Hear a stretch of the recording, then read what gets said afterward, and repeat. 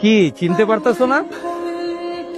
শুনো, আমি ঢাকায় আসার পর মাত্র 10 মিনিট লাগছে তোমার টেলিফোন নাম্বার জোগাড় করতে, আর 5 মিনিট লাগছে তুমি কোথায় আছো এটা জানতে, এবং তারপরে আমি চলে আসছি চিরাং।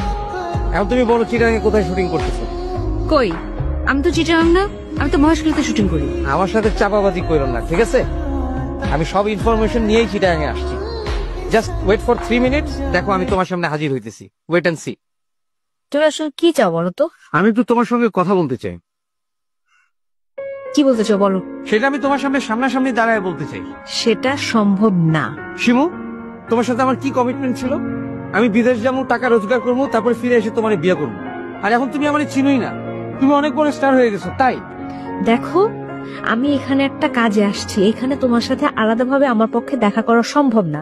আমি কাজ শেষ করে ঢাকায় যাই, তারপর তোমার সাথে আমি সব বিষয়ে কথা বলবো। ওকে? দেখো শিমু, আমি এখানেই তোমার সাথে কথা বলতে চাই, 5 মিনিটের জন্য হলেও বলতে চাই, সামনাসামনি দাঁড়ায়া। তারপর যদি আমার মনে হয় যে তোমার সাথে আমার জীবনে আর দেখা করার দরকার নাই, I will never disturb you, কিন্তু I must meet you here. Okay, তুমি আমার সাথে অল্প সময়ের জন্য কথা বলতে পারবা, কিন্তু একটা শর্ত আছে। যখন আমার আশেপাশে কোনো লোকজন থাকবে না, তখনই শুধুমাত্র তুমি আমার সামনে আসতে পারবা। যদি আমার আশেপাশের লোকজন থাকার সময় তুমি আসো, বুঝো এইখানে কিন্তু তোমার কেউ চিনে না। আমি যদি চিৎকার করি তুমি কিন্তু অনেক ঝামেলায় পড়ে যাবে। আর শোনো, আবার প্রচন্ড মাইগ্রেনের পেন হচ্ছে, ঠিক আছে? এখন তোমার সাথে কথা বলতে পারবো না। কোথায় থাকি? আচ্ছা, তুমি কি আমার কাছ থেকে পালায় থাকতে পারবা? তুমি আমাকে চিনো না, তুমি জেনে যাইতেছো, দেখতেছো না আমি গিয়ে হাজির হইতেছি।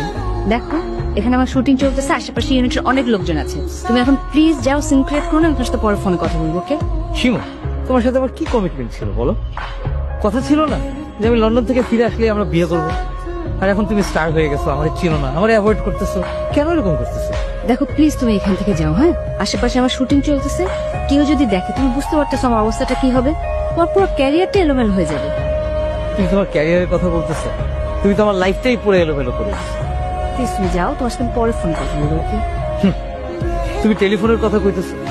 আমি লন্ডন থেকে তোমার কোটি কোটি বার ইন্টারন্যাশনাল কল করছি, তুমি প্রথম প্রথম কথা কইতা, পরে এমনও হয়েছে যে আমি না খায় তোমার কল করছি, কিন্তু তুমি আমার ফোন ধরো না। স্টার হওয়ার পর থেকে তুমি আমার চেনো। এই বাংলাদেশে আসার পর থেকে যখনই আমি তোমার কল করি, তুমি তোমার শুটিং এ আছে, নাহলে তোমার মাথা ব্যথা করতেছে, স্পটে গেলে তুমি আমার দিকে পলায় হোটেলে চলে যাও। এগুলো কি করতেছো তুমি? তুমি যাও প্লিজ, আমার শুটিং এর লোকজন আসছে।